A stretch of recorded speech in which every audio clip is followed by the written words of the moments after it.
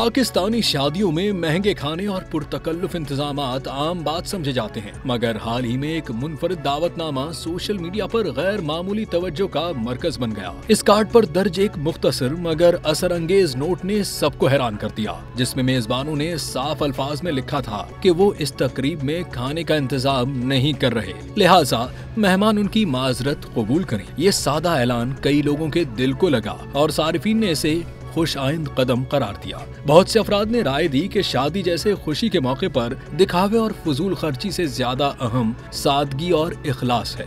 इस कार्ड को खानदान की इंकसारी की मिसाल समझा गया, जिसने ये पैगाम दिया कि अगर इस रुझान को फरोग मिले तो शादियों में गैर जरूरी अखराजात कम हो सकते हैं। इस वायरल दावतनामे ने ये गुफ्तगू भी छेड़ दी है कि जदीद शादियों को मजहबी उसूलों, मुआशरती रिवायात और आज के बदलते रुझानात के मुताबिक किस तरह ज्यादा मुतवाज़िन और बामकसद बनाया जा सकता है।